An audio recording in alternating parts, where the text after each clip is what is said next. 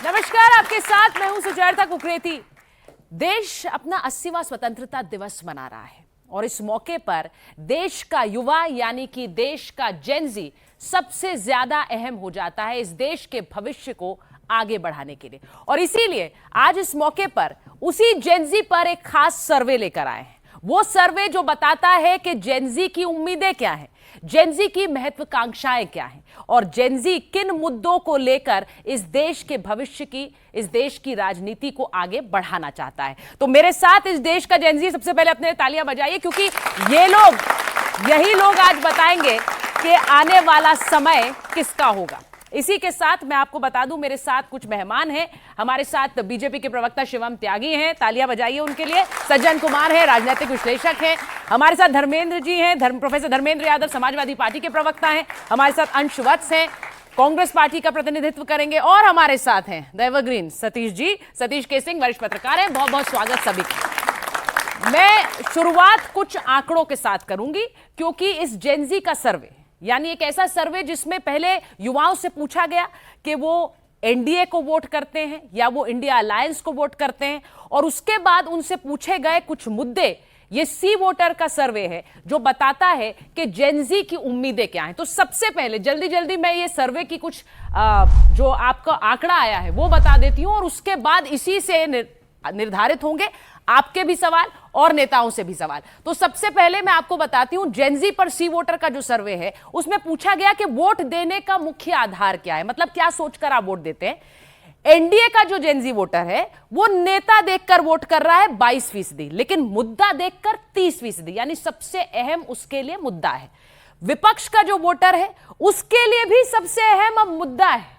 नेता 23 है लेकिन मुद्दा 23% है। तो आप सोच लीजिए कि जेनजी वोटर के लिए सबसे ज्यादा अहमियत अब मुद्दा रखता है, उसके बाद नेता रखता है और फिर पार्टी रखती है। यानी पार्टी के लिए 16% एनडीए के वोटर ने कहा और विपक्ष के वोटर ने कहा 12.6%। तो सबसे अहम मुद्दा हो गया। अब अगला आपको आंकड़ा दिखाती हूं। वोट देने का मुख्य आधार के बाद सबसे अहम चुनावी मुद्दा क्या है जेनजी के लिए।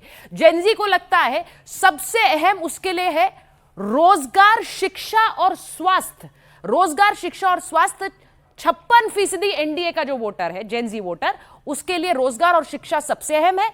विपक्ष का वोटर, विपक्ष का जेनजी वोटर, वो भी 51% यही राय रखता है कि रोजगार, शिक्षा और स्वास्थ्य उसके लिए सबसे अहम है। उसके बाद क्या है?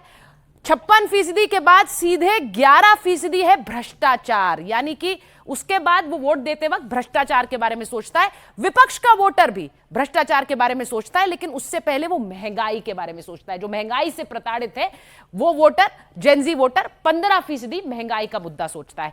अब मैं सबसे पहले अगले स्लाइड पर जाऊं, अगला आंकड़ा लूं, उससे पहले जरा जल्दी से यहां पर जो मेरे साथ जेनजी हैं उनसे पूछ लेती हूं। सबसे अहम मुद्दा आप लोगों के लिए शिक्षा है। किसके लिए शिक्षा है? हाथ खड़ा कर लीजिए। अरे भाई, ये तो फुल मेजॉरिटी है शिक्षा। तो अब आप समझ लीजिए क्यों जंतर मंतर से लेकर रांची तक जो आपने तस्वीरें देखी हैं वो क्यों हैं, क्योंकि यहां के जेनजी के लिए भी सबसे अहम शिक्षा है। तो ये एक आपने पोल देख लिया। अब मैं आपको जल्दी से एक और आंकड़ा दिखाती हूं इसी सी वोटर के पोल का। क्या राजनीतिक दल जेनजी के मुद्दों को समझते हैं? एनडीए का जेनजी वोटर कह रहा है 54% नहीं, यानी कि राजनीतिक दल हमारे मुद्दे नहीं समझते हैं।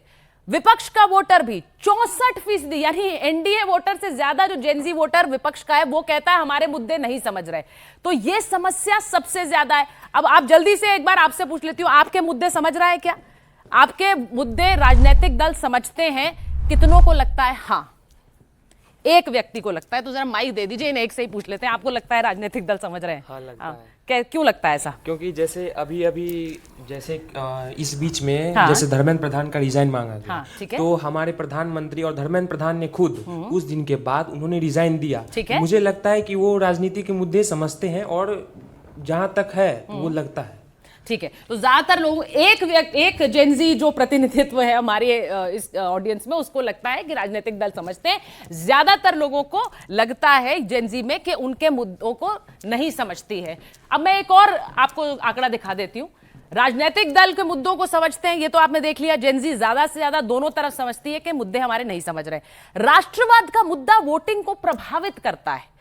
58% एनडीए का वोटर कह रहा है हां, और विपक्ष का 44% कह रहा है हां। यानी राष्ट्रवाद अहमियत जेनजी में भी रखता है। बहुत से लोग सोचते हैं पेट्रियोटिज्म की फीलिंग, राष्ट्रवाद का मुद्दा जेनजी में शायद अहमियत ना रखे, लेकिन ये आंकड़े कुछ और कह रहे हैं। 58% हां एनडीए का जेनजी और 44% विपक्ष का जेनजी हां कह रहा है। अब मैं अगला आपको आंकड़ा दिखाती हूं।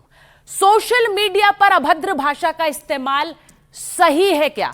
अब एनडीए का जेनजी वोटर क्या कह रहा है? 33% कह रहा है सही नहीं है, 15% कह रहा है कुछ हद तक सही है, और 17.9% जेनजी वोटर कह रहा है नहीं सही है, मतलब उसे अभद्र भाषा सही लग रही है।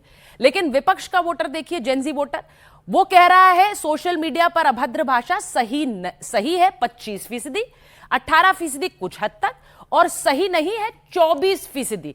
अब इसका एक निचोड़ क्या है आप ये भी देख रहे हैं। मैं थोड़े और आंकड़ों पर आऊंगी, लेकिन जेनजी वोटर चाहे विपक्ष का हो या वो सत्ता पक्ष का हो, उसकी राय अमूमन एक जैसी नजर आती है। यानी कि क्या हम जेनजी को अभी किसी दल के वोटर के रूप में बदल नहीं सकते हैं? सबसे बड़ी बात यही है। मैं कुछ और आंकड़े दिखाऊं उससे पहले शिवम आपसे पूछ लेती हूं, आपने आंकड़े देखे जो सी वोटर के हैं, ये मुझे बताइए अभी ये जेनजी आपका है या विपक्ष का है, ये कह पाना मुश्किल है। नहीं, मैं मानता हूं कि मुद्दे के बेसिस पे, जैसे इसमें सबसे इंपॉर्टेंट स्लाइड वो थी कि मुद्दे को लेकर जो है इस देश का जेनजी, इस देश का युवा ज्यादातर अपनी राय बनाता है। ये सबसे बेहतर बात है, इसमें कहीं कोई दो राय नहीं है। अभी बहुत हाल फिलहाल सबसे पहले क्या हुआ कि नीट के विषय को लेकर एक चर्चा शुरू हुई, जिसको लेकर इस देश की तमाम पॉलिटिकल पार्टीज का आइडिया और तमाम पॉलिटिकल पार्टीज की अंडरस्टैंडिंग इस देश के यूथ ने देखी।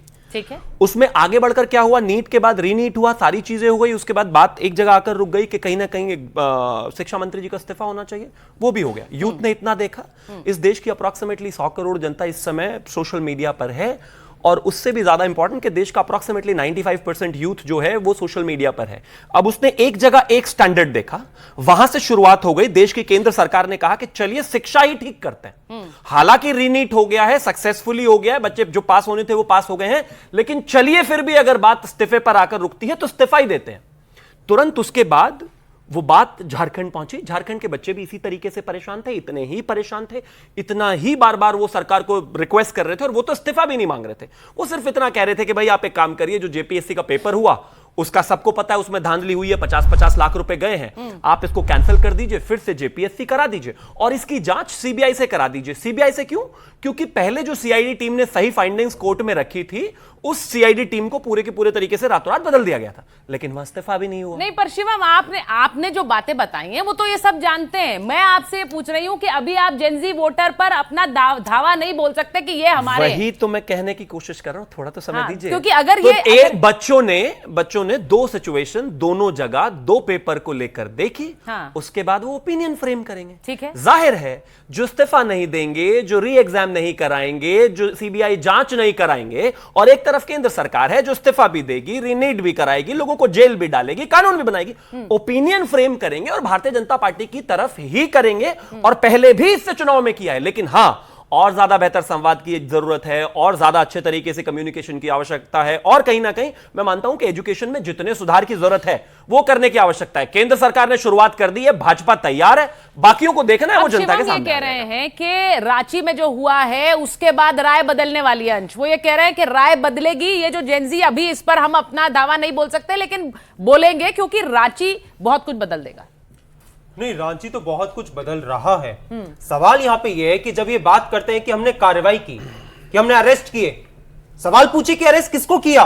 राजस्थान के सीकर में भारतीय जनता पार्टी के युवा मोर्चा के कार्यकर्ता को किया।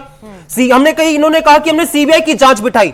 सीबीआई ने भी अपनी चार्जशीट में क्या कहा कि जिन कोचिंग माफियाओं को ये बड़ा बड़ा जो इनको कटघरे में ला रहे थे, निकला कि एनटीए के ही अधिकारी जो है पेपर लीक कर रहे थे। तो अब इनसे सवाल पूछे कि ये क्या बात करते हैं।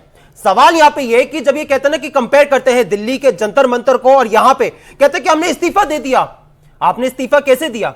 बच्चों पे पैलेट गन चलवा के, बिहार में AK-47 चलवा के, आपने बच्चों को प्रताड़ित करके, जहां पे इतने सारे बच्चे जो इतने दिनों तक भूखे रहे थे, कह रहे कि मापदंड लोग बाग देख रहे हैं। मापदंड लोग बाग देख रहे हैं, इस वजह से लोग बाग आज यहां पे बात कर रहे हैं। आप जब रांची की बात करते हैं तो पूरी बात करिए कि रांची में जब प्रदर्शन पे छात्र बैठे उससे पहले जो है सीआईडी की गठन हो चुका था। 98% जो है डिमांड मान ली गई थी कि सीआईडी की जांच होगी, रिटायर्ड जज के उसमें जो है निगरानी में पूरी इन्वेस्टिगेशन होगी कि भाई जो है वहां पे पूरा सब कुछ होगा। जेपीएससी का जो चौधरी जो उसकी वो है उसको कैंसिल कर दिया जाएगा, सारी बातें। लेकिन जब यहां पे सीबीआई की बात कहते हैं कि सीबीआई तो मांग रहे हैं, क्या हो जाएगा? मैं इनसे एक सवाल पूछता हूं, आपका एनडीटीवी का ही मैं एक वो दिखाता हूं क्लिपिंग। ये बात है कि उत्तर प्रदेश में वहां पे विधानसभा के और नगर परिषद के वहां पे रिक्रूटमेंट का जो ड्राइव था उसमें जो है इलाहाबाद हाईकोर्ट में मामला गया था। और ये उसमें इलाहाबाद हाईकोर्ट ने कहा कि आप सीबीआई की जांच करवाइए। इनकी योगी सरकार ने क्या किया, सुप्रीम कोर्ट गए, उस पर रोक लगवा दी कि सीबीआई की जांच नहीं करवाएंगे। सीबीआई की तो जांच कह रहे थे, आप क्यों नहीं आपने करवाई? आपको सुप्रीम कोर्ट चले गए। सवाल ये है, जब आप सीबीआई की बात करते तो आप लोग भी सुप्रीम कोर्ट जा सकते हैं, आप लोग जा सकते हैं सुप्रीम कोर्ट। मेरा मतलब ये है तो जांच हो रही है। नहीं, अगर आप कह रहे हैं योगी गवर्नमेंट सुप्रीम कोर्ट चली गई, फैसला सुप्रीम कोर्ट ने दिया, तो आप जाइए सुप्रीम कोर्ट। क्या आप इतनी हिम्मत दिखा पाएंगे? जाइए सुप्रीम कोर्ट, अगर सुप्रीम कोर्ट कह देगा सीबीआई जांच। और सबसे बड़ी सब बात यह है, क्या छात्रों को अपनी मांगे मनवाने के लिए अब सुप्रीम कोर्ट के हस्तक्षेप की जरूरत पड़ेगी? मैं तो ये छात्रों से पूछना चाह रही हूं। उन्होंने कहा कि सीबीआई जांच क्यों? खुद सक्षम है। ये बताएंगे ना, मुझे लग रहा है छात्र बताएं। आप में से कितनों को मैं एक बार, क्योंकि मैं बाकी, हाँ ठीक है 10 सेकंड ले लीजिए, 10 सेकंड। भाई इतनी वॉटअबाउटरी और ज्ञान नहीं देना था। राज्य केंद्र दोनों जगह पेपर लीक हुआ, धांधली हुई, एक जगह इस्तीफा हो गया, सुधार की शुरुआत हो गई। तो भाई केंद्र में जब हो गया तो राज्य में करने में दिक्कत। हमने ये कर दिया, हमने वो कर दिया, 98% ऐसे हो गया, 100% कुछ नहीं मांगा, कोई मांग नहीं मानी आपने। भाई आपने जेपीएससी नहीं कराया, आपने भर्ती परीक्षा कैंसिल नहीं की, आपने सीबीआई जांच नहीं, यही तो 3 मांग थी। वो तो इस्तीफा भी नहीं मांग रहे थे। आपको तो खुदा के इस्तीफा दिलवाना चाहिए था कि केंद्र में जब केंद्र की सरकार कह सकती है कि चलिए बच्चों के साथ चलते हैं, तो आप भी आ जाते। सीधा सा सवाल है, इतना घूमना नहीं है। मैं एक बार नहीं, मैं आप यहां पर इतने लोगों ने बोला, सबने हाथ खड़ा कर लिया कि सबसे अहम मुद्दा शिक्षा है। कैसा लगता है आपको कि शिक्षा को लेकर जब एक छात्र सड़क पर उतरते हैं, वहां वो अगर वो मांग कर रहे हैं, उस मांग को लेकर संसद तक हंगामा हो रहा, कैसा लगता है आपको? इसमें सबसे मेन चीज क्या है, अगर स्टूडेंट्स को अपनी आवाज उठाने के लिए सड़क पे आना पड़ेगा तो ये अकाउंटेबिलिटी कहाँ तक होती है? हाँ। अगर हमने अपनी गवर्नमेंट चूज की है, अगर हम उस तक बात पहुंचाने के लिए हमें सड़क पे पिटना पड़ेगा या संसद तक जाना पड़ेगा, तो उसमें गवर्नमेंट को अकाउंटेबल होना चाहिए ना, कि हम पहले इतना हम सहे ना। पहले ही अगर हम कह रहे हैं तो 1 या 2 दिन में हमारी बात सुन ली जाए। हाँ, 1 या 2 दिन में बात सुन लेनी चाहिए। क्यों हमें इतनी बार हमें अपनी मांगे रखने के लिए, अब तो 2 हफ्ते से ज्यादा हो गया वहां झारखंड में। मैं एक बार प्रोफेसर जी आपके पास आऊं उससे पहले 1-2 और आंकड़े दिखा देती हूँ स्क्रीन पर। जरा स्क्रीन पर हम सी वोटर के बाकी के आंकड़े दिखा देते हैं, क्योंकि जो हमारे पास आंकड़े हैं वो ये पूरी तरह से बता रहे हैं कि ये जो जेनजी है, ये इसके सोचने का तरीका बहुत अलग हो गया है। अब मैं आपको एक और आंकड़ा दिखाती हूं, क्योंकि जेनजी का जो वोटर है, युवाओं को अगर टिकट मिलता है तो क्या जेनजी वोटर युवा को वोट देगा? 73% एनडीए का जेनजी वोटर कह रहा है हां हम युवा को वोट देंगे, और विपक्ष का 74% वोटर जेनजी कह रहा है हां हम युवा को वोट देंगे। इसका क्या मतलब है? इसका सीधा मतलब यह है कि युवा चाहता है कि ज्यादा से ज्यादा, जेनजी चाहता है ज्यादा से ज्यादा युवा उम्मीदवार चुनाव में उतरे। अब युवा उम्मीदवार कहां से आएंगे भाई? आपकी पार्टियां, देखिए धर्मेंद्र जी आपके पास आ रही हूं, युवाओं का ये जो मत दिख रहा है, मैं इसके बाद युवाओं के पास भी जाऊंगी, लेकिन कब युवा उतरेंगे? कहां है युवा? क्या हमारी राजनीति में युवा है? क्योंकि युवा, जेनजी वोटर कह रहा है हमारे युवा है। जिस देश की सबसे ज्यादा आबादी जेनजी की हो, युवाओं की हो, उसमें युवा की कमी थोड़ा ना है। 10 विधायक तो यहीं बैठे हुए हैं, इसमें से चुनाव लड़ लेंगे, तो इसमें कोई कमी नहीं है इस देश में। बात यह है कि शिवम भाई ये कह रहे थे कि चलो हम सुधार पे बात कर रहे हैं, अब तैयार हो गए हैं। 12 साल तक गहरी नींद में सो रहे थे। 1 पर्चे नहीं, 2 पर्चे नहीं, 152 पर्चे लीक हुए। 22 बच्चों ने नीट में अकेले आत्महत्या किया, वो भी 2026 के लीक में। उसके बाद 17 की मैं बात नहीं कर रहा हूँ, 21 की बात नहीं कर रहा हूँ, 2024 की बात नहीं कर रहा हूँ। उसके भी आंकड़े निकालोगे तो ठीक ऐसे ही आएंगे, लगभग 100 बच्चों ने अपनी शहादत दे दी। उसके बावजूद भी अहंकार इतना बड़ा कि हमारी सरकार में इस्तीफे नहीं होते साहब। ये अहंकार रावण का था। उस अहंकार को जो आप लोगों ने तोड़ा है, ये सबसे महत्वपूर्ण बात है। मैं चूंकि विश्वविद्यालय में हूँ, आप जैसे एज ग्रुप के लोगों के साथ मैं इंटरेक्शन करता रहता हूँ। हम जैसे लोग जो आपसे थोड़ा बड़े होते हैं, ये समाज की एक परंपरा भी है। हमेशा यही कहते हैं कि हमारे टाइम में ऐसा होता था, हम सुबह 5 बजे उठ जाते थे, आज के बच्चे तो 10 बजे तक सोते रहते हैं, ये क्या ही करेंगे। लेकिन आप लोगों ने अपने पोटेंशियल को जिस तरह से जंतर मंतर पे दिखाया और आप जिस तरह से मुद्दे पर खड़े हैं, मैं दावे के साथ कहता हूं कि इस देश की राजनीति बदलेगी और आपके आसपास नेता और पार्टियां आएंगी और आपके मुद्दे को लेकर आगे जाएंगी। यह सबसे महत्वपूर्ण चीज है। जिस देश की सबसे बड़ी आबादी अपने मुद्दे पर नेताओं और पार्टियों को लेकर आई है, आप बधाई के पात्र हैं। आप इसी तरह अपने मुद्दे पर अड़े रहेंगे तो सोते हुए लोग भी जग जाएंगे और आप लोगों का भी कल्याण होगा और देश तरक्की कर देगा, इसमें कोई दो राय नहीं। ठीक है, अब इसमें यह भी हमें देखना है कि देश की राजनीति के कौन से नेता युवा नेता हैं और कौन से अब युवा नेता नहीं है। युवा की परिभाषा क्या है राजनीति में, अब ये तो बड़ा इंटरेस्टिंग है। ये मैं जरा पूछना चाहूंगी सारे ही मेहमानों से। तेज जी, मुझे पता है आप बोलना चाह रहे हैं, आप बोल दीजिए। देश में युवा की परिभाषा, राजनीति में युवा कौन है भाई? देखिए, मेरा इसमें कोई इंटरेस्ट नहीं है। क्यों नहीं है सर? युवा चाहते हैं। आप बोलने तो दीजिए। बताइए बताइए। देखिए, हमको राजनीति में कौन युवा है, 76 साल वाला भी हो सकता है, 56 साल वाला भी हो सकता है। हमारा उसमें कोई इंटरेस्ट नहीं, न इनका इंटरेस्ट है। अच्छा, युवाओं के लिए सिर्फ एक इंटरेस्ट है। ये तो मैं बार बार लोगों से पूछ रहा हूं कि सब लोग मिलके हमको नीट का फुल फॉर्म बता दीजिए। मुद्दा दरअसल परीक्षा नहीं है, रोजगार है। और इस वक्त रोजगार ही राष्ट्रवाद है। राष्ट्रवाद असली रोजगार है। तो आप क्या है, आपने कहा रील बनाने के लिए, तो इन्होंने रेल कर दिया आपका। यह समझिए, किसने कहा था रील बनाने के लिए, आपको मालूम है ना। तो ये जो आपने जो ये सर्वे लाया है, ये भी आपने सी वोटर से लाया। आपको लाना चाहिए था जेड वोटर से, उसको भी समझ में आ जाएगा कि भाई वो ज्यादा जेड वोटर वाला। दरअसल आज यहाँ पर कांग्रेस बीजेपी के शिवम त्यागी और अंश जी कांग्रेस पार्टी के दोनों एक माफीनामा लेके आते झारखंड की घटना के लिए और जंतर मंतर की घटना के लिए माफीनामा लेके आते, तब मैं बात करता।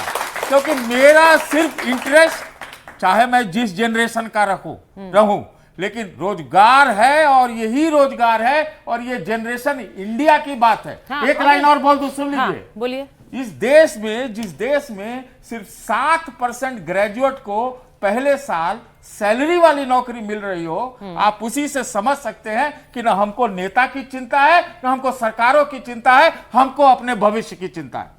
आपने ये बात तो बड़ी अच्छी कही सर, लेकिन मैं ये युवाओं से ही पूछना चाहती हूँ कि उनके लिए युवा राजनीति में कौन है। मैं उस पर आऊं उससे पहले एक दो, हाँ आप बोलना चाह रहे हैं, लेकिन एक दो मैं जरा इस सर्वे के एक दो सवाल बचे हैं वो भी दिखा देती हूँ, उसके बाद हम अब पूरा फोरम खोलते हैं। जरा एक और सवाल जो आंकड़ा है, अपनी जाति के प्रत्याशी को क्या आप वोट देंगे? यानी कि अगर वो प्रत्याशी आपकी जाति का है तो आप उसे वोट करें। एनडीए में 50% जेनजी वोटर एनडीए का कह रहा है नहीं, यानी कि हम जाति देखकर वोट नहीं कर रहे हैं। विपक्ष का भी 44.6% जेनजी वोटर कह रहा है नहीं, हम जाति देखकर वोट नहीं कर रहे हैं। हाँ बोल रहे हैं 24% एनडीए का जेनजी और 26% विपक्ष का जेनजी। इसका मतलब यह है कि जेनजी जाति देखकर वोट नहीं कर रहा है। क्या आप लोग सहमत हैं? मैं उस पर आऊंगी। उसके अलावा एक और आंकड़ा जल्दी से देख लीजिए, सोशल मीडिया की सियासी राय बनाने में क्या भूमिका है, यानी आप लोगों की जो पॉलिटिकल राय बनती है वो क्या सोशल मीडिया के जरिए बन रही है? एनडीए का जेनजी वोटर 53% कह रहा है हाँ, यानी हम सोशल मीडिया देखते हैं और उससे हमारा पॉलिटिकल राय बनती है। विपक्ष का भी 48% जेनजी वोटर कह रहा है हाँ, सोशल मीडिया से हमारी पॉलिटिकल राय बनती है। इसका सीधा मतलब क्या है? दोनों तरफ के जेनजी वोटर ये मान रहे हैं कि उनकी पॉलिटिकल राय सोशल मीडिया के जरिए बन रही है। तो अब मैं आप लोगों से पूछती हूं, आप लोगों ने पिछले दिनों जो कुछ सोशल मीडिया पे देखा, क्या उससे आप लोगों की राय बनी है नेताओं के बारे में, पार्टियों के बारे में? बोलिए। बिल्कुल, मैं समझता हूँ कि जो आज का जनजी है वो 90 to 95% जो भी इंफॉर्मेशन है regarding of everything, international national क्या चल रहा है क्या नहीं, हम लोग सोशल मीडिया पे डिपेंड है, क्योंकि हम लोगों के पास इतना टाइम नहीं है कि भाई एक एक न्यूज शो पूरा देखें। सोशल मीडिया पे मत करिए, आप न्यूज चैनल पर आकर कह रहे हैं पूरा न्यूज शो कैसे देखें, और फिर न्यूज शो की जो हेडलाइंस है हम लोग को सोशल मीडिया पे वो मिल जाती है, तो एक इन्फॉर्मेशन हम लोग के पास आ जाती है कि एक्चुअल में चल क्या रहा है। तो सोशल मीडिया राय बनाने के लिए एक अप्रोक्स 98% 100% है कि उससे ही बनती है राय। ठीक है, अब मुझे ये बताइए कि आप लोग क्या राजनीतिक दल के नेताओं के भाषण सुनते हैं? उतना समय होता है? जरा जल्दी से बताइए, आगे बढ़ाइए। हाँ बताइए मैम। इतना फर्स्ट ऑफ ऑल मेरा नाम हर्षित राठौर है। मैम इतना टाइम ही नहीं मिलता कि हम उनके भाषण सुने। तो कैसे कैसे सुनते हैं कि कौन सा दल क्या बोलना चाह रहा है? कैसे पता चलता है? सोशल मीडिया से? मैम आइडियोलॉजी भी होती है ना, वो कुछ जरूरी नहीं है कि आप पूरा भाषण सुनो तभी आप उनको समझ पाएंगे। ठीक है। अब एक शब्द में भी आप इंसान को पता लगा सकते हैं कि उसकी सोच क्या है। ठीक है। जैसे कि कॉकरोच जनता पार्टी, अभी सर ने बोला कि आजकल के बच्चे जो है वो 10 बजे उठते हैं। सर मैं बता दूं, वो बच्चे उठते हैं 10 बजे जो जंतर मंतर पर देश विरोधी नारे लगाते हैं, जो देश के प्रधानमंत्री की माँ, स्वर्गवासी माँ को गाली देते हैं। मैं हूं आज का जेनजी, सुबह उठ के अपने माँ बाप के पैर छूता हूँ, 4 बजे उठ के नहा धो के मंदिर जाता हूँ जब मेरे दिन की शुरुआत होती है। ठीक है। जो आप बोल रहे थे कि आजकल के जेनजी जो है वो 10 बजे सो के उठते हैं। सर तो सर आप भी जेनजी को नहीं पहचान रहे? धर्मेंद्र जी देख लीजिए, आपने कह दिया 10 बजे, उन्हें उसी बात पर आपत्ति है कि आपने 10 बजे क्यों बोला। हाँ बोलिए बोलिए। अच्छा एक मिनट, एक और राय ले लेती हूँ फिर आ रही हूँ। हाँ अच्छा, हाँ चलिए बोलिए बोलिए। था कि जो हम आपसे एज में बड़े होते हैं, जैसे हमसे जो बड़े थे, तो वो जनरल एक सामाजिक वो है कि मानता है कि भाई ये लोग कुछ अच्छा नहीं कर पाएंगे, या ये लोग सुबह 5 बजे नहीं उठते थे, ये लोग मेहनत नहीं करते हैं, ये लोग फास्ट फूड खाते हैं। मैंने एक सामाजिक परसेप्शन बताया था, मैंने अपनी बात नहीं बताई थी। मैंने अपनी बात आपको बताई कि आप लोगों ने अपनी ताकत का एहसास पूरे देश की हर एक राजनीतिक पार्टी मुझे सज्जन जी के पास जाना है, जल्दी से मैंने बताया। देखिए मुझे लगता है कि सोशल मीडिया की जो बात करी गई है, तो सोशल मीडिया का तो इससे ही पता चलता है कि जिस देश का प्रधानमंत्री हर रोज अब रील बना रहा हो, रील बना के अपनी बात बता रहा हो, तो सोशल मीडिया की बात तो सीधे पता चलती है कि बहुत बड़ा योगदान सोशल मीडिया का है। बट मुझे लगता है कि जिस तरीके से बीजेपी ने इसको जेनजी वर्सेस धर्मेंद्र प्रधान बना दिया है, ये मुद्दा वो नहीं है। एक्चुअली ये मुद्दा बहुत बड़ा है। हमारी पूरी शिक्षा व्यवस्था की अगर बात करें तो शुरुआत से ही आप देखिए पिछले 10 साल में 94,000 स्कूल बंद हुए हैं। स्कूलों की तो कोई बात ही नहीं कर रहा है। पेपर तो तब देगा ना जाके नीट की तैयारी करेगा या एसएससी की, यूपीएससी की, कि वो स्कूल में पढ़ेगा पहले। 94,000 स्कूल बंद करे गए हैं। मिड डे मील की क्या हालत है आप सभी लोगों ने देखा ही होगा, सोशल मीडिया वायरल हो रहा है। एक पानी और 2 आलू खिलाए जा रहे हैं बच्चों को।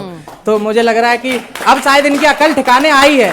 प्रधानमंत्री को रील बनानी पड़ रही है, तो अभी सब राजनीतिक पार्टियों को शिक्षा मुद्दा बनाना पड़ेगा। सब लोग सोशल मीडिया पे आए हैं सबको। राहुल गांधी भी अपने डोले दिखा रहे हैं सोशल मीडिया पे आकर, है ना। तो ऐसी बात नहीं है। लेकिन अब मैं ये कहना चाह रहा हूँ कि शिक्षा अभी तक मुद्दा नहीं था, क्योंकि आप देखिए प्रशांत किशोर की पार्टी का क्या हाल हुआ। उन्होंने शिक्षा और स्वास्थ्य को मुद्दा बनाया, एक भी उनका विधायक नहीं बना। लेकिन अब मुझे लग रहा है कि अकल ठिकाने आएगी राजनीतिक पार्टियों की भी, जिस तरीके से जैन जी ने अपनी बात रखी है। मुझे बताइए, आप में से कितनों को, आप लोगों ने कहा कि सबके लिए शिक्षा इंपॉर्टेंट है, सबने कहा, यहाँ पर एक यूनानिमस सर्वे था कि शिक्षा सबसे अहम मुद्दा है। ये मुझे बताइए, आप में से कितने जेनजी जाति देखकर वोट करते थे? अगर आपको लगेगा, आप उम्मीदवार देखेंगे उसकी जाति अगर आपकी स्वजाति है तो आप वोट करेंगे? हाँ कोई नहीं? ये नहीं है कैमरे के लिए नहीं, ये सच बताइएगा। नहीं। अब ये देखिए सज्जन जी, मैं आपसे पूछ रही हूं, जो इन्होंने कहा कि ये जाति देखकर वोट नहीं करेंगे, क्या आपको लग रहा है ये जेनजी का जो ये एक बदलाव है जो इस सी वोटा के सर्वे में भी नजर आ रहा है, इससे क्या आने वाले समय में राजनीतिक दलों की राजनीति भी बदलेगी? बिल्कुल। देखिए इसमें 2-3 बातें हैं संक्षेप में। एक, जो आपने जाति का प्रश्न पूछा, ऐसा नहीं कि वो डिसअपीयर होगा, लेकिन अब वो फ्रंट सीट पे नहीं रहेगा। जाति का जो एक कॉग्निजेंस होता है, जो लोग लेते हैं, जो 80 के बाद 90 के बाद लोग ले रहे थे, अब वो धीरे धीरे सेकेंडरी हो रहा है, प्राइमरी इश्यू हो रहा है। पहली बात ये। दूसरी, आप देखिए कि क्यों आइडेंटिटी मैटर नहीं करती है। आप देखें कि जंतर मंतर या झारखंड का प्रोटेस्ट हो, वो छात्रों का मुद्दा था, शिक्षा का मुद्दा था। किसी भी राजनीतिक पार्टी जिनकी बड़ी बड़ी स्टूडेंट विंग है, चाहे वो एबीवीपी हो, एनएसयूआई हो या लेफ्ट के तमाम आउटफिट हो, उन्होंने ना तो कॉल दिया और ना ही तो उसे लीड किया। आयशा वगैरह बाद में जाके पिगी बैकिंग किए हैं, जाके ज्वाइन कर लिए। लेकिन किसी भी स्टैब्लिश्ड स्टूडेंट ऑर्गेनाइजेशन ने, जो डीयू या जेएनयू या तमाम यूनिवर्सिटीज में जाके चुनाव लड़ते हैं, ना तो उन्होंने इसका कॉग्निजेंस लिया ना लीड किया। लीड किसने किया? ऐसी फोरम्स ने जिनका पहले से कोई अस्तित्व नहीं था। तो ये अपने आप में दिखाता है कि पॉलिटिकल आइडेंटिटी, आइडियोलॉजी और कास्ट वगैरह के मायने अब सेकेंडरी हो रहे हैं। दूसरी बात देखें कि ये मोमेंट बीजेपी बनाम कांग्रेस या राइट विंग बनाम दक्षिण लेफ्ट विंग जैसा नहीं है। ये एक ग्रैंड डिसइल्यूजनमेंट जो होता है, आपका मोह भंग जो होता है, वो पूरी की पूरी पॉलिटिकल क्लास से है। एक एग्जाम्पल देखिए, झारखंड में रांची के जो डीएम है मंजूनाथ, वो काफी एग्रेसिवली कोशिश कर रहे थे कि इसे क्रश किया जाए। रात के अंधेरे में जाना, पूरी तरीके से इंटिमिडेट करना, वो करना, वो पहले से कंट्रोवर्सी में रहे हैं जब देवघर के डीसी थे। उसी तरीके से 1 महीने में आप केंद्र सरकार के हायर एजुकेशन सेक्रेटरी का देखिए, विनीत जोशी हटाए जाते हैं, नरेश पाल गंगवार लाए जाते हैं, वो कभी चार्ज ही अज्यूम नहीं करता, और बिना अज्यूम किए हुए दीप्ति गर्ग मुखर्जी जो है वो आती। 1 महीने में ये पिंग पोंग चला कि आप 3-3 हायर सेक्रेटरी को ला रहे हैं। ये दिखाता है कि अभी भी पॉलिटिकल क्लास, जिस तरह का जनरेशन का एंग्स्ट है, उसको लेके पॉलिसी एडहोकिज्म चल रहा है। तो ये जो पूरी साठ गांठ है अक्रॉस द पार्टी, सरकार किसी की भी हो, राजनीतिक पार्टी जो सत्ता में है और उसके साथ जो ब्यूरोक्रेटिक कोलिजन है, और जिसमें ये पूरा सिस्टमेटिक करप्शन और स्कैंडल चल रहा था, उसके अगेंस्ट में एंगर है। इसलिए मौका है कि आप देखें कि ये बीजेपी बनाम कांग्रेस या बनाम कुछ और नहीं है, बल्कि ये एक स्ट्रक्चरल रिफॉर्म की बात कर रहा है, और उसमें इनको इनका प्रतिनिधित्व चाहिए। आप पैट्रोनाइजिंग या इनफेंटलाइजिंग की बच्चे हैं, बिगड़ गए हैं, किसी ने भड़का दिया है, यहां पे इसने भड़काया, उससे नहीं चलेगा। और ये आपका सर्वे भी दिखा रहा है कि जब कहा गया अभद्र भाषा, केवल 1/4 वोटर्स ने, जो सर्वे के रेस्पोंडेंट्स हैं इधर या उधर, उन्होंने कहा नहीं है, मतलब कि गाली को आप एंगर का प्रतीक मान। देखिए, उन्होंने एक मुझे लगता है एक व्यक्ति ने वहां पे बहुत अच्छी बात बोली, एक सुनने, अब मैं उसी बात को आगे बढ़ा लेती हूँ। अभद्र भाषा वाली जो बात कही गई, उस पे जो बवाल हुआ है, और आपने देखा सोशल मीडिया भी एक तरह से बढ़ गया था उसे लेकर। आप में से बहुत से लोगों को क्या ये लगता है कि ये भाषा कूल है, या ये जेनजी की भाषा है, ऐसे तो बात करते ही हैं, इसमें इतना क्या बुरा मानना? एक और बच्चों को भड़काया जा रहा था कॉकरोच जनता पार्टी और अभिजीत दीपके के मतलब इन्फ्लुएंस द्वारा। अच्छा, आपको ऐसा लगता है कि वहां भड़काया गया? ये कितने लोगों को ऐसा लगता है? ये कितने लोगों को लगता है? दीजिए जरा, कि वहां पर भड़काया गया छात्रों को। हाँ, एक्चुअली मैं वहाँ पे मैं गया ही था, ठीक है, इसलिए मैं गया था। मेरी जाति और मेरा धर्म को गाली दिया, उसके बाद भी इसलिए मैं गया था क्योंकि बात छात्र की थी और कोई 20 दिन से भूखा था। तो मुझे लगा कि बात छात्र की है तो पार्टी से उठ के जाना चाहिए। और मैं वहां पे गया था, लाखों की भीड़ थी, 1000 कुछ लोग गलत होंगे, मैं मान सकता हूँ, लाख लोग गलत नहीं थे। और वहां पे लीडरलेस क्यों थी? जब यहाँ पे झारखंड में मार्च हुआ था, तो जो भूख हड़ताल पे थे वो सबसे आगे थे। और दिल्ली में जो जंतर मंतर पे हुआ था, लीडर कोई एक लाठी भी नहीं खाया होगा, एक लाठी, सिंगल लाठी भी नहीं खाया होगा। झारखंड में जो भूख हड़ताल पे थे वो 10 लाठी खाए, सीने पे मार खाए थे लाठी से। ये चीज वो आपके कॉकरोच जो चंदा पार्टी के दीपके जी हैं, उनको कौन वीडियो कॉल पे बताए भी कि मैंने छाती पे लात खाया। तो इसमें लीडरलेस थी, और ये पूरा प्री प्लान था छात्रों के आड़ में कि कुछ 1000 लोग जाए, हम लोग साइड लाइन हो जाए, और वो 1000 जो गलत होते वो ऑब्वियसली बात है, संसद के अंदर जाते तो फूल माला तो लगाते नहीं, कुछ गलत ही करते, और उसके आड़ में बदनाम छात्र होता। और दिल्ली की बात थी तो पूरा विश्व में बदनाम छात्र होता। कि जेनजी की अगर मुद्दों को नहीं समझ रहे हैं तो समझना पड़ेगा, ये पड़ेगा वाली बात से कितने लोग कितने सहमत हैं? सब सहमत हैं। अब देख लीजिए भाई, आप लोगों का जो भविष्य है ना धर्मेंद्र जी, अंश, ये यही तय करने वाले हैं। तो आपको ये देखना पड़ेगा कि मुद्दे समझने पड़ेंगे, बिना मुद्दे समझे आगे नहीं बढ़ पाएंगे। अब आप क्या रांची के छात्रों के मुद्दे समझ रहे हैं?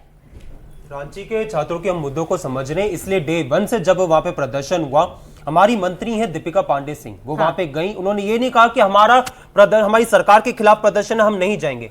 मुझे यहां पे बैठा एक भी व्यक्ति बता दे, या बीजेपी के प्रवक्ता बता दे, इनका एक छोटे से छोटा कार्यकर्ता अगर गया हो जंतर मंतर, जिसने कहा हो कि हम छात्रों की बात करेंगे, नहीं बता पाएंगे। बोलिए। मैम, मेरा नाम अभिषेक राजपूत है। ठीक है। और जैसा कि दिल्ली के अंदर अभी ये जेनजी वाला आंदोलन हुआ था, तो दिल्ली के अंदर जयप्रकाश नारायण जी का भी आंदोलन हुआ था, जो आज जिसको एक उसमें देखा जाता है फ्रेम में कि हाँ, कि आंदोलन था जिसने सत्ता परिवर्तन करा। लेकिन जेनजी की आड़ में जो देश के जो युवाओं को भड़काने का काम वहां पे हो रहा था, जैसा कि रीलों में दिखाया जा रहा है कि इधर दीपके जी खाना खा रहे हैं और उनके बराबर में ही लोग नशा कर रहे हैं। वहाँ पे क्या कहते हैं, सिगरेटें, लोग नशा कर रहे हैं, सिगरेट पी रहे हैं, अब्यूज, गाली बक रहे हैं। एक तरफ तो यहाँ पे कैंपेन चल रहा है कि drug free Delhi, abuse free Delhi, और वो आंदोलन क्या रिप्रेजेंट करेगा पूरे देश के अंदर? जो युवा उसको देख रहे हैं, उससे वो प्रोत्साहित होंगे कि नशे के लिए। वो एक तरीके का वहाँ पे, मैं तो ये मानता हूँ कि वो पूरा नशे का आंदोलन था। एक बच्चों की मांग, बच्चों का कि बच्चों ने आत्महत्या करी, उसके लिए आंदोलन था कि भाई मतलब इस्तीफा हो। तो एक सुनिए, अब एक ओपिनियन ये भी है सतीश जी, ये क्या बोल रहे हैं? ये भी तो जेनजी है ना, ये क्या कह रहे हैं? वो कह रहे हैं कि एक वहाँ पे आंदोलन हो रहा था, वो नशे का आंदोलन था, वहाँ पर छात्र। अब ये भी तो रील में रात 12 बजे के बाद में वहाँ पे लोग नाच रहे हैं, और नाच भी किन गानों के ऊपर रहे हैं वो भी आप देख लीजिए, सब रील में खुला है। सतीश जी, देखिए ये एक जो सेकंड। जंतर मंतर पे हुआ है, हाँ वो दो बातें वहां सिद्ध हुई। आंदोलन बच्चों के लिए था कि बच्चों ने अपनी आत्महत्या करी है, उनके लिए था कि ठीक है। ये देश को बरगलाने के लिए था। ठीक है, बात है। वो कह रहे हैं कि देश को वर्गलाने का क्या आंदोलन नहीं लग रहा था, उनको ये लग रहा है। आप बताइए। ये तो अब भारतीय जनता पार्टी और सरकार वाले भी नहीं कह रहे हैं कि बरगलाने के लिए था। नहीं तो वो तो जेंजी है ना, उनका अपना मत है सर। एक मिनट, अरे उनका आप अपना बोलने मत है। दीजिए, बीच में क्यों हाँ। बोल रहे हैं? नहीं, उनका अपना मत है, आप ना, उसे उनका क्यों मत है खारिज तो कर उनका रहे हैं? सवाल हो गया, उत्तर दे रहे हैं। हाँ आप एक रील आप उठा के देख लो, वहाँ पे नशे का ठीक है, मैं जवाब ले लेता हूं। देखिए, अब तो सरकार भी एक इस्तीफा ले ली, हाँ 50 लोगों के ट्रांसफर कर दिए। माना सरकार ने कि गलती हुई है ना। आप ये थोड़ी कह सकते कि वहां खाली नशेड़ी जुटे हुए थे इसीलिए पेलेट गन मारा क्या? अगर वहां पर आप ये कहते हैं, सुनिए ना, अरे आप सुनिए भाई, आप वहां कहते हैं कि खाली नशेड़ी जुटे थे, गुंडा जुटे थे, कि जैसे किसान आंदोलन में जुटे थे, आप बोलिए यस और नो। ठीक है, यस और नो बोलिए ना, आप ही से सवाल कर रहे हैं। नहीं अगर वहां पर निहत्थे और जो मांग करने वाले लोग थे वो अगर आए हैं, उसको बातों को नजरअंदाज मत कीजिए। वो आंदोलन, अरे होंगे गुंडे, वो उसमें होंगे गुंडे। वो जंतर मंतर पे जो आंदोलन था देश को भड़काने के लिए था। मैं उसको हर एक रील मैंने उसकी व्यू करी है, उसमें कुछ ऐसा नहीं था जो देश के हक में हो। जो लोग देश के विरोध में नारे लगाते हैं वो लोग उसको रिप्रेजेंट कर रहे हैं, वो लोग लीड कर रहे हैं, तो वो कैसे देश के हक में आंदोलन होगा? बात है। ठीक जो है, भारत अब एक मिनट, मैं कुछ सवाल जल्दी से ले रही हूँ। हाँ बोलिए। इसका मतलब आप कह रहे हैं ठीक कि है, देश सतीश जी, एक विरोधियों मिनट। के आगे सरकार ने घुटने टेक दिए, भी टेक दिए ना, यही आप कह रहे हैं? मेरा क्वेश्चन पूरे पैनल से है हाँ। कि कब तक स्टूडेंट्स को एज अ पॉलिटिकल टूल की तरह यूज किया जाएगा? जब मर्जी बच्चों को वोट बैंक के नाम पे चमका दिया, जब मर्जी उनको इग्नोर कर दिया। क्या झारखंड के बच्चे नहीं है? देखिए झारखंड सुजाता, के मैं जवाब दे बच्चे रहा है हूं। कि नहीं है? एक सवाल जवाब दे दूं। देखिए, हाँ। नेता जब अभिनेता बन जाए, हाँ चाहे वो किसी पार्टी का हो, किसी सरकार का हो, तब ये गड़बड़ी शुरू होती है। सारे जगह की समस्या एक है, बेरोजगारी की देश में इमरजेंसी चल रही है। ठीक है, वो कह रहे हैं कि रांची के बच्चे नहीं है क्या? धर्मेंद्र जी। सुचरिता जी, इस देश का हर एक बच्चा देश का बच्चा है, चाहे वो रांची का हो, चाहे वो पंजाब का हो, चाहे वो दिल्ली का हो, चाहे उत्तर प्रदेश का हो। लेकिन जो संवेदनशीलता सरकार को दिखानी चाहिए थी वो नहीं दिखाई। बहुत सारे बच्चे के कह रहे जैसे वहाँ का आंदोलन उग्रवादी आ गए थे, उसमें दुष्ट प्रवृत्ति के लोग आ गए थे। आज ये सवाल पूछ रहा विपक्ष कि जो पैलेट गन का इस्तेमाल किया गया, बच्चों के छातियों में जो गोलियां दागी गई, उसका इजाजत किसने दिया? वो सबसे उधर वाले जो हैं उन्होंने बहुत सारे सवाल किए और मैंने सारे लिखे थे, एक एक करके सबसे करते हैं। पहले इधर से शुरू करते हैं। ये है समाजवादी के प्रवक्ता। इन्होंने कहा 12 साल बाद जागी भारतीय जनता पार्टी। नहीं, 12 साल बाद नहीं जागे हम, ये देश जागा है इतने लंबे समय बाद। अगर हम एग्जैक्ट, मैंने कहा था ना हंगामा होगा, प्लीज बहुत बढ़िया, 4 बार पर चले, 4 बार। बोलने दीजिए। मैडम एक बात तो बताइए। ठीक बोलिए। ये बेचैनी है क्या मेरे बोलते ही चिल्लाने लगे? अभी सुनो भाई, 10 मिनट आधा घंटा बोले हो पूरे। अरे अकेले नहीं बोले, 3 लोग बोले हैं, आप अकेले आधा घंटा। अरे तीनों एक ही थाली के चट्टे बट्टे हो, चुनाव एक ही साथ लड़ते हो भाई। तो सुनो, मैडम बात को रोकना पड़ेगा, मेरा निवेदन है। मैं उनके बीच मैं बोला, उनके बीच में नहीं बोला ना। पेशेंटली सुना ना, सुनने की हिम्मत रखो। सिर्फ बोलना नहीं होता, भगवान ने कान 2 दिए हैं सुनने के, और मुंह एक, इसलिए प्लीज ये आप तय नहीं करेंगे। अगर मैं झूठ भी बोलूंगा अपने समय पे गलत कर दीजिए। झूठ क्या बोलोगे भाई? प्लीज मैडम, आप अच्छा बोलने दीजिए। झूठ क्या बोलेंगे? नहीं, आप अपने समय पर बोल दीजिए ना। सही कह रहे हैं। इसी वजह से देश में पार्लियामेंट नहीं चलती, यही ड्रामा करते हैं। बोले ना शांति से। ठीक है, बोलने दीजिए। नहीं धर्मेंद्र जी, मैंने उनको मौका दिया ना अभी। इस देश में पिछले 22 साल में 452 पेपर लीक हुए। बताओ जरा, कोई एक इस्तीफा हुआ तो? कोई एक? कांग्रेस 1 में पेपर लीक हुए, कांग्रेस 2 में पेपर लीक हुए, हाँ भाजपा के समय भी पेपर लीक हुए। मैं आपकी तरह हिपोक्रेट नहीं हूं, ड्रामा नहीं करूंगा। कोई एक इस्तीफा हुआ क्या? लेकिन इस बात को मानना पड़ेगा कि भाई पहली बार इस्तीफा हुआ, तो एक काम करते हैं, इसको आगे बढ़ाते हैं। नहीं कराया, अब आगे आते हैं। हम बिल्कुल मानते हैं कि शिक्षा में वाकई ही पेपर लीक एक बड़ी समस्या हो, चाहे भाजपा का राज्य, कांग्रेस का राज्य, किसी का, देशव्यापी समस्या है। लेकिन इसके बावजूद हमने इस देश में शिक्षा के लिए कुछ काम किए, बहुत छोटे से काम है, उनको भी बताऊंगा, उसके बाद आगे आता हूं। इस देश में जब हम आए, पूरे देश के 80 सालों में 431 मेडिकल कॉलेजेस थे, हमने उनको 823 किया, डबल इन जस्ट 12 ईयर्स। ये अचीवमेंट है भाई हमारा। पेपर लीक दिक्कत है लेकिन ये अचीवमेंट है। इस देश में एमबीबीएस की सीटें 51,000 थी, हमने 1,36,000 करी, डबल से ज्यादा। ये अचीवमेंट है हमारा। हाँ पेपर लीक परेशानी है। इसके अलावा मेडिकल पीजी की सीट 31,000 थी, 86,000 हुई।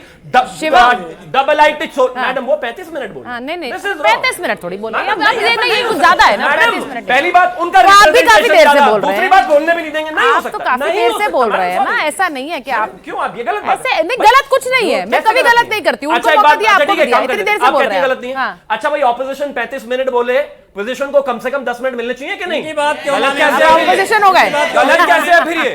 वो ठीक है, बात ऑपोजिशन के खत्म 3 करिए, प्रवक्ता बात हैं, खत्म करिए शिवम, पोजीशन का मुझे एक दूसरा प्रवक्ता है, वो 10 मिनट भी नहीं। ठीक है ठीक है ठीक है, नहीं पर इतना मैडम सर आपने अभी सुना नहीं है। शिवम शिवम उनका जवाब भी मेरी बात सुन लीजिए। अरे प्लीज ना भाई, नहीं शिवम शिवम एक मिनट नहीं नहीं रुकिए, लीजिए देखिए मैं एक चीज अरे भाई सुन लीजिए शिवम, मैं बस ये कह रही हूँ, अरे भाई सुन लीजिए ना, अभी आपने सुना कि छात्र बोल रहे हैं। नहीं नहीं नहीं मेरी मत सुनिए, उनकी सुनिए, मेरी मत सुनिए। अभी उन्होंने कहा कि अब उन्होंने कहा वो पूरा भाषण नहीं सुनते हैं इंस्टाग्राम की। 5 घंटे सुनने के लिए चाह रहा हूं, लेकिन उनका जवाब तो देने दीजिए। शिवम आप सही बोल रहे हैं, ऐसे नहीं ऐसे नहीं भाई। अंश बोलिए आप। मैं यही कहना चाह रहा था कि ये यहाँ पे कह रहे थे कि हमारे शिक्षा मंत्री ने आके माफी मांगा, दहशतगर्द कहने के बाद आपने माफी मांगी उनसे। आपने उनको क्या कहा? आपकी जो सांसद की वो गटर जनरेशन है, आपने क्या कहा? एंटीवायरस कहा। अब मांग लो माफी। आपके जो आरएसएस के लीडर थे कहने लगे, उन्होंने क्या कहा कि जो जंतर मंतर पे लेडीज बैठती है दे एंजॉय बीइंग रेप। मेरे पास अथॉरिटी होती, मैं उनको फायर कर देता। आप ये कहते कि मैंने माफी मांगी? यहाँ पे बड़े अपने अचीवमेंट्स गिना रहे हैं। मैं आपको बताऊं, अगर आपको छात्रों का दर्द सही में होता ना तो आप गुजरात जाते जहां पे आयुर्वेदा यूनिवर्सिटी का पेपर लीक हुआ। अब उज्जैन अल्फा की बात सुनते, वो 6ठी क्लास के बच्चे जिनको राजनीति का एबीसीडी भी नहीं पता, लेकिन गया मुजफ्फरपुर जालो बाद में मैं अपनी बेसिक सुविधाओं के लिए प्रदर्शन आप कर रहे नहीं बोल सकते। आप इसलिए नहीं बोल सकते क्योंकि आपके नेता रांची तक नहीं जा रहे हैं, इसलिए नहीं बोल सकते। ये तब बोलिए जब आपके नेता रांची चले जाएंगे। नहीं वो चले जाएंगे तो आप ये सारी बातें बोलिए, फिर आप सब बोल सकते हैं और कोई दूसरा बोल भी नहीं पाएगा। एक सेकंड, जब मैं आप दूसरा बोल भी नहीं पाएगा, रांची नहीं जा रहे तो आप पूरा बताइए कि क्या मेरा नेता ने संवाद नहीं किया? क्या हमारे नेताओं ने वहां पे जाके छात्रों से बात नहीं की? जिसने नहीं बोला है वो बोले। मेरा नाम सागर कुमार है, मैं झारखंड से हूँ और जेपीएससी एस्पायरेंट हूँ। ये सर जो अंश है बार बार बोल रहे हैं कि 98% डिमांड पूरी कर गई है। मैम 10% डिमांड पूरी हुई है, 98% नहीं हुई है। ये बार बार झूठ मत बोले इतने असंवेदनशीलता से। अच्छा दर्द होता है। मैं आपको बताता हूं 98% वो बार बार कह रहे हैं कि हो गई। कह रहे हैं यहाँ भी 100 में बोला, कांग्रेस के हर नेता बोल रहे 98%। कहां से ये डाटा ला रहे हैं? डिमांड चार्टर आपने पढ़ा है? मैं आपको बताता हूं। आपने डिमांड चार्टर पढ़ा है? झारखंड के स्टूडेंट का डिमांड चार्टर पढ़ा है आपने? पूरा चार्टर मैं नहीं पढ़ा आपने। मैं आपको बताता हूं, अब सुनिए आपको मैं बताता हूं। छात्रों की मांग थी कि भाई जेपीएससी की बैकलॉग परीक्षा 2023 की और 25 की रद्द हो, पूरी हुई। हमारी उनकी मांग थी कि परीक्षा घोटाले में 90 यहाँ दिनों में पर जांच बोलने से पूरी नहीं हुई। होगा अंश, यहाँ पर बोलने से नहीं होगा। वो खुद कह रहे हैं मैं झारखंड से आया हूँ। सीधी बात यह है कि अगर 2% ही बचा था, बताओ तो बताइए मेरे को। नहीं अगर 2% ही बचा था तो फिर लाठियां मारने की क्या जरूरत? चारिता जी मुझे आप बताइए ना, मैं यहाँ पे कोई भी बात गलत कह रहा हूँ कि अगर जो मैंने कहा, जो मुद्दे गिनाए छात्रों की मांग थी, अगर वो मैंने कहा कि पूरी नहीं हुई है तो बताइए।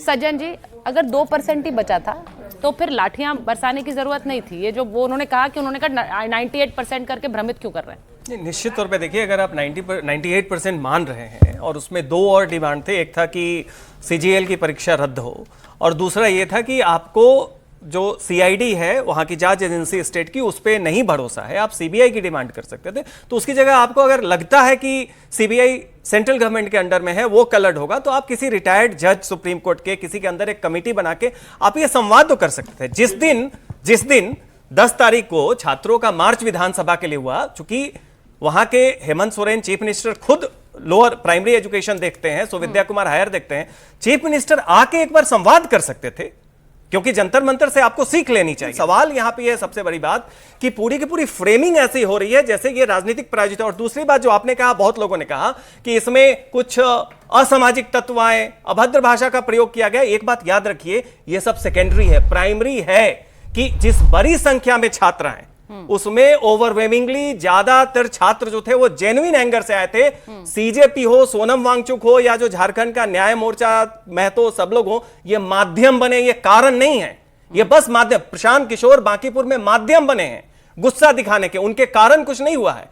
तो उस सेंस में अगर आप ये देख रहे हैं तो ये भी देखना होगा कि जितनी राजनीतिक पार्टी, आखिर ये डिमांड एनएसयूआई या समाजवादी पार्टी की छात्र इकाई या आम आदमी पार्टी की छात्र इकाई या बीजेपी की एबीवीपी झारखंड में ही सही, उसने लीड क्यों नहीं किया? तो ये अपने आप में दिखाता है कि यहां पे पॉलिटिकल फ्रेमिंग नहीं हो सकती है। जो छात्र आ रहे हैं वो अलग अलग राजनीतिक पृष्ठभूमि वाले परिवार से। मुझे लगता है जो बात आपने कही है वो अहमियत रखती है कि कोई पॉलिटिकल बॉडीज इसको लीड नहीं कर रही। अगर छात्रों का ये स्वतः आंदोलन या प्रदर्शन है तो उन छात्रों के साथ राजनीतिक दलों को खड़ा होना पड़ेगा, क्योंकि अगर वो राजनीतिक दल इनकी महत्वाकांक्षाओं को समझेंगे तभी ये उनको समझकर आगे बढ़ पाएंगे, वरना ये नहीं होगा। और जैसा कि एक छात्र ने यहां कहा कि बात तो अब समझनी पड़ेगी, सुननी पड़ेगी। तो तालियां बजा दीजिए अपने लिए और बहुत बहुत धन्यवाद आप सबका जुड़ने के लिए इस शो में। बहुत बहुत धन्यवाद।